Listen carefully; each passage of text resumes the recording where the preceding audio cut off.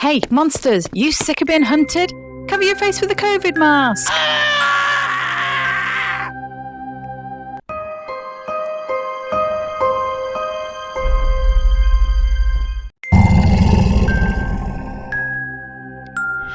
Hey beauts, how are you? Welcome back to Pretty Scary, and hello if you're new here. Please subscribe. I do lots of weird costume makeup tutorials for you to try at home, or simply for you to just watch and enjoy if you enjoy watching the creative process of special effects makeup.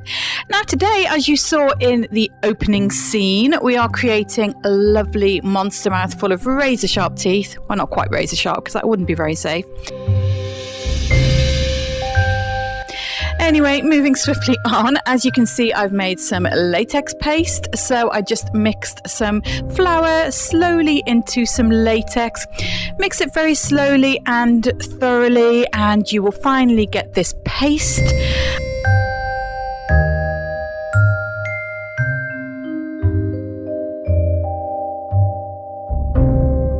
And you might need to do a few practice runs just to get this paste consistency correct. I certainly did. And then you just want to start building your prosthetic. I'm building mine on a face cast, but you can build it flat on a non-absorbent surface. And yeah, basically just build it up into the shape that you like. Again, this takes a little bit of trial and error, but it's very malleable and very easy to move around. And you just need to make sure that you dip your tools and your fingers in some extra just pure latex if you want to smooth over certain areas. Otherwise you will just stick to the latex paste and you won't be able to smooth it. So as you can see, I'm just smoothing my latex paste into this lovely wide open monster mouth. Now obviously with a monster mouth it doesn't need to be completely smooth, which is fine with this technique because this technique isn't particularly refined and you only have a certain amount of control over the latex paste. Though you will get more control the more you try this technique. Yes! Then you want to take some teeth. Here's some I made earlier, Blue Peter style. I basically made these out of polymorph plastic, which is little beads of plastic which you put into very hot water. It then goes clear and becomes malleable, and then you can mold it into any shape you like, and when it dries it goes hard and you have these lovely teeth. I made hundreds of these when I was doing my Demogorgon tutorial, so I had loads left over, which is the only reason I'm not showing you how I made these, but I will link the Demogorgon tutorial at the end so that you can see how I made these. Right, so you just push them into the latex paste while it's still damp, and then I'm just using a little bit of extra latex just to blob over the top. That's a nice technical term for you there. Blob over the top. Just to really secure those teeth in, because with this latex paste it does have a tendency to come out, so it just secures them in there a little bit better and just makes it look more like they're kind of coming out of the gums. And then just a little bit of extra latex around those edges. You want to make sure the edges are nice and fine so they blend into your skin when you remove the prosthetic. So make sure your edges are only about maybe two layers thick of just pure latex, and then leave it to dry. Once your prosthetic has dried, now incidentally I left this to dry overnight. You can dry them in a microwave, but according to Ellie Max this makes them a little bit more rigid. I've never actually tried it myself, I've always just left them to dry overnight. I'm now adding some yarn veins. If you didn't see, I recently made a more in-depth tutorial about how to make yarn veins, which I will also link at the end of this video for you to watch, and I'll also link it in the description down below.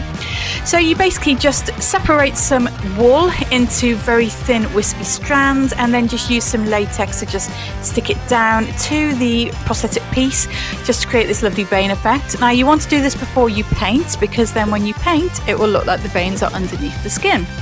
So I'm just adding a little bit of extra latex on the top to just make sure those are really sealed in there, and then obviously once you've done this you will leave that to dry. Once it's dry it will look like this, and then you can start the paint job. I'm using alcohol-based paints just because I love them and they look translucent and that looks more realistic, and they're amazing, but they're also quite expensive, so you don't have to use them. You can use whatever you happen to have to hand. You could use cream makeup, you could use water-based face paints, you could even use just your liquid lipsticks, whatever you happen to have to hand. That's the great thing about special effects makeup. You can use loads of different bits and pieces for it, as long as they are skin safe, of course. You can even use normal acrylic paints, but obviously do not use these on your skin. Only use them on a prosthetic. But if you are going to use normal acrylic paints, you do need to mix them with some skin adhesive just to give them a little bit more flexibility. Otherwise, they will crack and shift when you move the prosthetic. So as you can see, I'm just dotting on different layers of reds and sort of a dark bruise purpley tone, and to create this lovely monster look. And now I'm painting the teeth. So I'm just painting the teeth with a mixture of black, and then I'm going to go in with a little bit of yellow as well, just to make the monster teeth look a bit kind of rotten and decayed, because I didn't want them to look bright white. But if you want your monster to have bright white teeth, you do you. The world is your oyster when it comes to your monster teeth, and indeed how your monster face looks altogether. You might decide that you want it to be green or blue or whatever colour you want. You don't have to do this kind of realistic skin tone that I'm doing here. Now, so I am just finishing off the painting by just painting some redness around where the teeth meet the gums, just to make it look a little bit irritated and more kind of monstery, if that's a word. It is now. And now you may be thinking, Charlotte, your skin tone isn't that colour, and you'd be right. But you will see when I apply the prosthetic a bit later on in the tutorial that I will blend it to my skin tone with a little bit of foundation. But all the colours I'm applying here are the kind of the colours that would be underneath your skin, if indeed you have white skin like me. Obviously, if you have different coloured skin, then you'd have different undertones. I am in fact working on a video on how to do the undertones when painting a prosthetic for, say, black skin or Asian skin.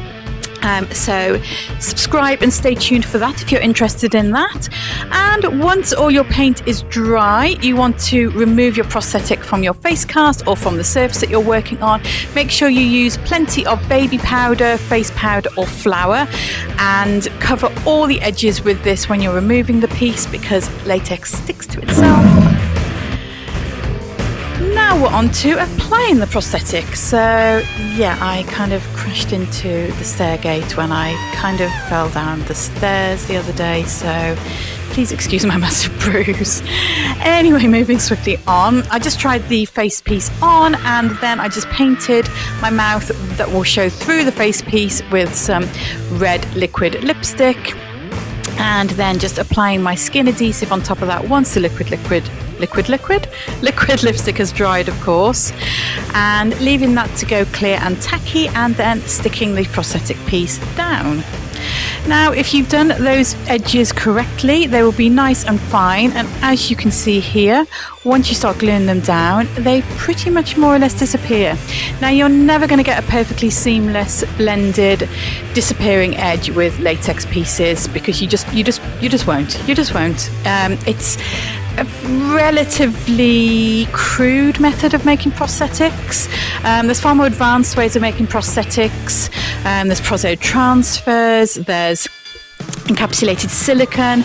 I will be covering those at some point on this channel, but my main goal with this channel, as all of you know, is to give you easy techniques to do at home, and those are more advanced professional techniques, whereas these are more kind of costume makeup techniques for hobbyists, which is what my channel is aimed at.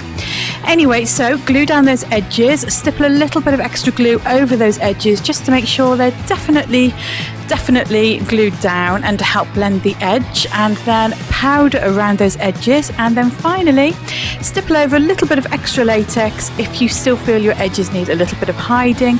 This just makes them look just that little bit more seamless, but like I said, you're never going to get a perfect seam and a perfect edge with a latex piece, unfortunately, but it's good enough, and that's fine. Right, so now I'm just going in with some more alcohol paint and just painting any areas that I felt needed touching up, or any areas that you can kind of see through the prosthetic. And then just taking some more of that alcohol paint and flicking with, this is just an old mascara brush out of my professional kit, and I'm just using plenty of alcohol on there and then just flicking it on to get a broken up edge. This again helps you hide your edge. Texture is your best friend, and colour, dark colours especially, when you're trying to hide an edge. So you can see I got a bit fed up with the flicking and just decided to just bosh it on there. That's not even really a word. Bosh it on there. And blend with a sponge. And then you can see I'm just going over with a foundation. Now I'm using a light coverage foundation because that way you get a certain amount of translucency, so you can still see all those beautiful undertones. I spent so long painting with the alcohol paints. If you use a full coverage foundation, it will just cover up all your beautiful work too much, and it won't look real because, well, as real as a monster mouth can look, of course, because it will just look a solid colour, and nobody's skin is a solid colour. As you can see, I'm using a sponge with some holes in as well, which I just pulled out with my fingers because this gives an even more broken up look, which looks even more realistic. And as you can see, although obviously this prosthetic piece is quite crudely made, it looks pretty good once it's all done. So now you've stippled around your edge, you just want to touch up any areas you feel need touching up. I just went in with a little bit more of that blood toned alcohol paint and just kind of spread it around a bit.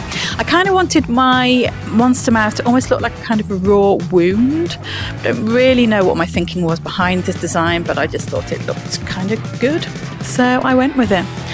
And then, yeah, when you've refined it, you just want to stick your mask on, and you are done and ready to frighten your neighbours.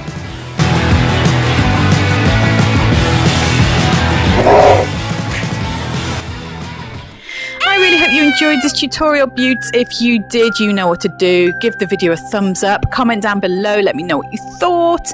Let me know how you're doing during the pandemic. I hope you're all okay. Big hugs to you. Subscribe if you haven't already, and thank you for watching.